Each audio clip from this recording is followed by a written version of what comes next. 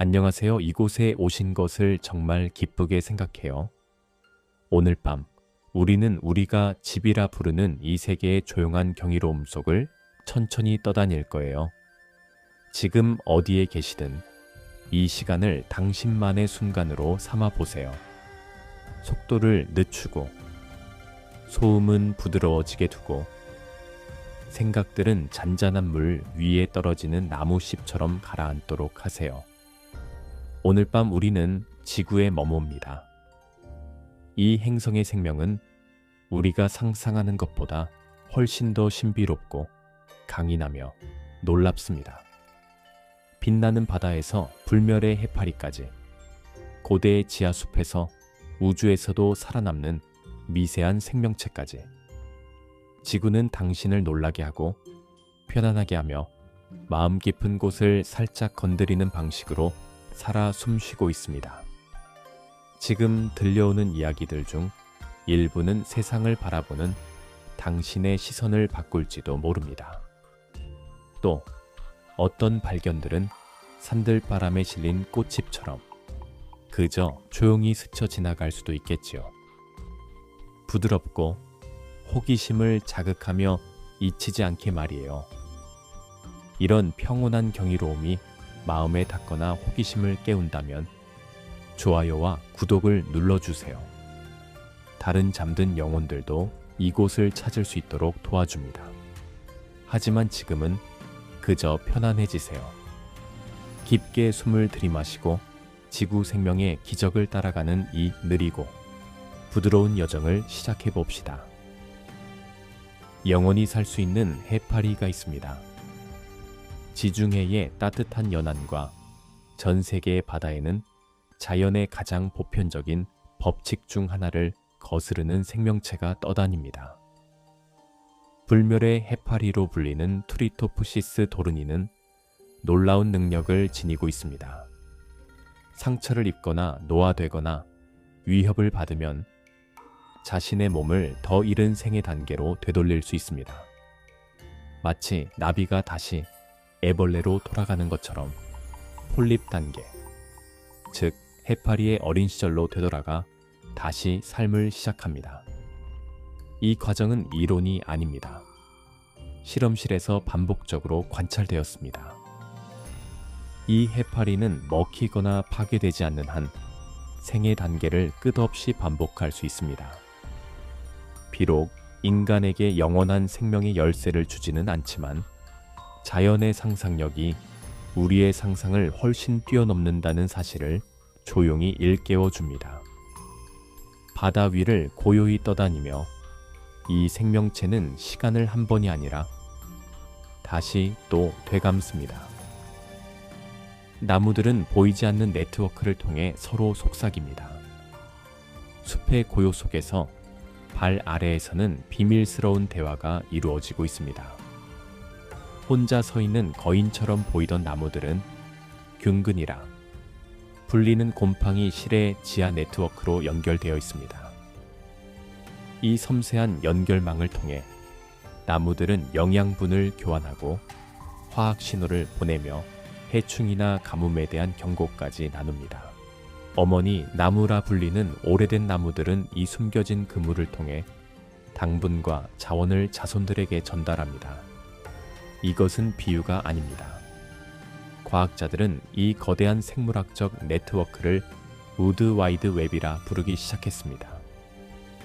자작나무가 이웃한 전나무를 돕고 죽어가는 나무가 마지막 에너지를 숲에 남깁니다.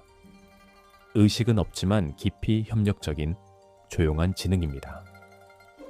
이 뿌리와 균류의 침묵 속 세계에서 숲은 개별 존재의 집합이 아니라 하나의 숨쉬는 공동체입니다.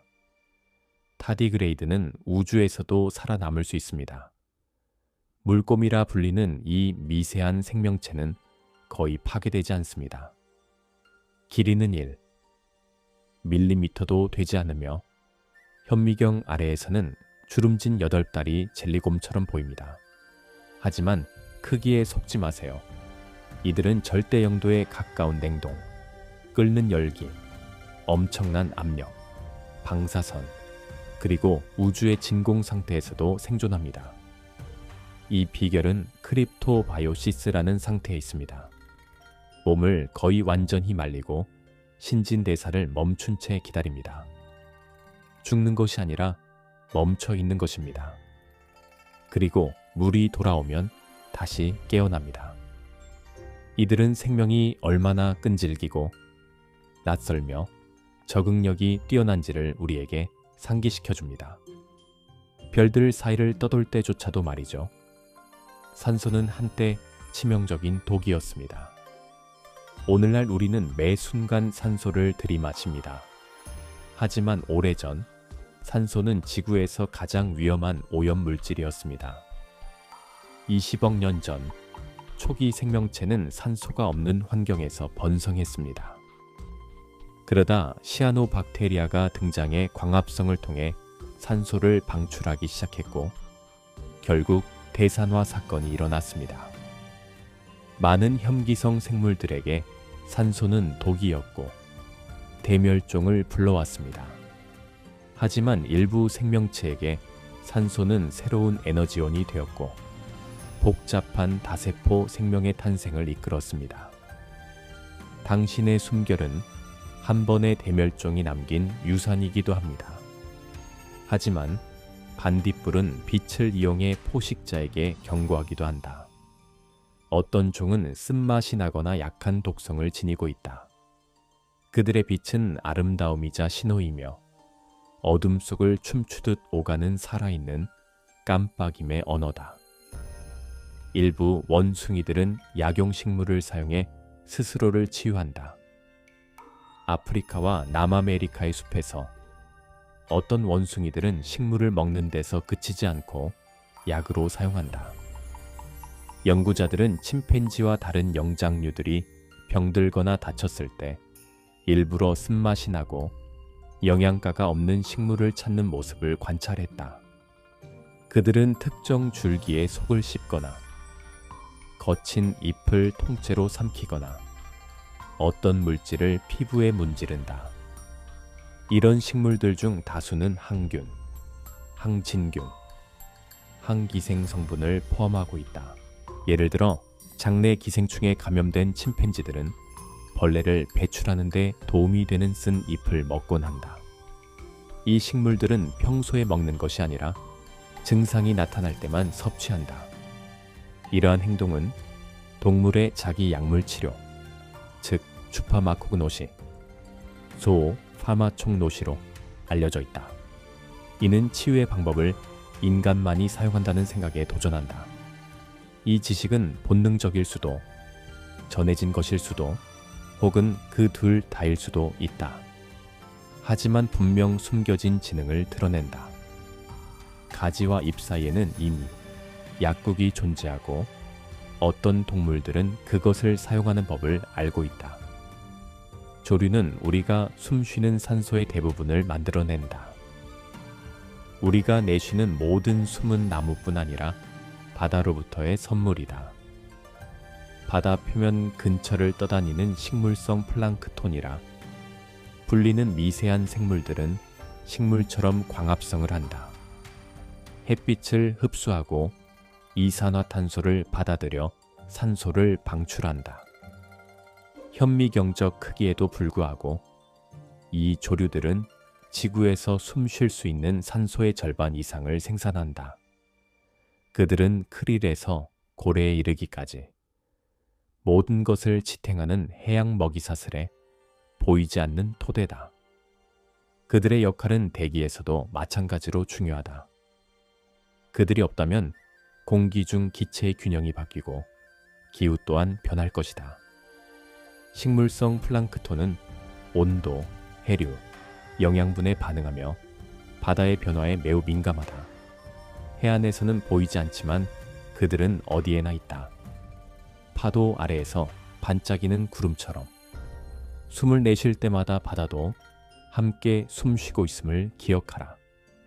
까마귀는 미래를 계획할 수 있다. 숲과 도시의 조용한 구석에서 까마귀들은 목적의식과 놀라운 예지력을 가지고 하루를 보낸다. 이 새들은 도구를 미래를 위해 저장하고 먹이를 안전한 곳에 숨기며 보상을 위해 거래까지 한다. 실험에서 까마귀들은 당장에 덜 맛있는 먹이를 선택해 나중에 더 좋은 보상을 받기도 했다. 막대를 사용해 먹이를 꺼내고 철사를 구부려 갈고리를 만들며 원인과 결과를 이해하는 모습을 보였다. 어떤 개체들은 자신에게 해를 끼친 사람의 얼굴을 수년간 기억하며 원한을 품기도 한다. 작은 뇌를 가졌음에도 그들의 지능은 대형 유인원에 필적한다. 그리고 많은 동물들과 달리 까마귀는 충동적으로만 행동하지 않고 앞을 내다본다. 그들은 계획가이자 문제 해결사이며 깃털로 덮인 조용한 마음으로 보고 배우고 기억한다. 뱀은 얼굴로 열을 본다. 어떤 뱀들에게 시각은 빛에서 끝나지 않는다. 그들은 열도 본다. 살무사, 비단뱀, 보아뱀은 얼굴에 피트 수용기라 불리는 특수한 기관을 가지고 있는데 이는 적외선을 감지한다. 이 능력 덕분에 완전한 어둠 속에서도 온열 동물의 천을 느낄 수 있다. 그들이 인식하는 모습은 인간의 시야와 다르다. 차가운 배경 위에 따뜻한 형태가 빛나는 열지도에 가깝다. 이 능력은 야행성 사냥에서 놀라운 정확도로 공격할 수 있게 해준다. 이는 마법이 아니라 생물학에 맞춰 조율된 물리학이다. 어떤 과학자들은 이를 6번째 감각에 비유한다. 빛이 아닌 열로 보는 세계. 이는 모든 종이 진화가 준 도구와 생존에 필요한 것에 따라 각자의 현실을 살아간다는 사실을 상기시킨다. 북극 툰드라는 한순간에 꽃을 피운다. 1년의 대부분 동안 북극 툰드라는 얼음과 바람, 침묵 아래 잠들어 있다. 그러나 여름이 오면 짧고 밝고 절박하게 모든 것이 바뀐다. 며칠 만에 얼어있던 토양이 부드러워지고 태양은 하루 종일 하늘에 머문다. 땅은 꽃과 이끼, 풀로 폭발하듯 피어난다. 이는 점진적인 깨어남이 아니라 색과 향기, 생명의 폭발이다. 숲은 곤충들이 윙윙대고 새들은 돌아와 둥지를 튼다. 포유류들은 먹이를 찾고 새끼를 기른다. 이 모든 것은 때로는 단팔주라는 짧은 시간 안에 이루어져야 한다. 겨울이 다시 오기 전에 혹독하지만 고요한 툰드라는 순간을 붙잡는 법을 안다. 정적과 개화의 고대 리듬 속에서 생명은 태양에 맞춰 시간을 잰다. 개미를 좀비로 만드는 곰팡이가 있다. 열대 우림 깊은 곳에서 조용하고 섬뜩한 변형이 일어난다. 기생 곰팡이 오피오코르디셉스 유니라테랄리스는 개미를 감염시켜 행동을 조종한다. 곰팡이는 개미의 몸속으로 퍼져 결국 뇌에 도달한다. 아직 살아있는 개미는 군락을 떠나 식물 줄기를 오르고 잎이나 가지에 물린 채 죽는다. 이후 곰팡이는 머리 뒤에서 자라 포자를 공기 중에 방출한다. 이는 공상과학이 아니라 수백만 년에 걸쳐 완성된 실제 생물학적 전략이다. 공포스럽지만 진화가 행동을 얼마나 깊게 형성할 수 있는지 보여주는 인상적인 사례다. 숲에는 아름다움뿐 아니라 어두운 우아함도 있다. 때로는 가장 작은 생물이 가장 오싹한 힘을 쥔다.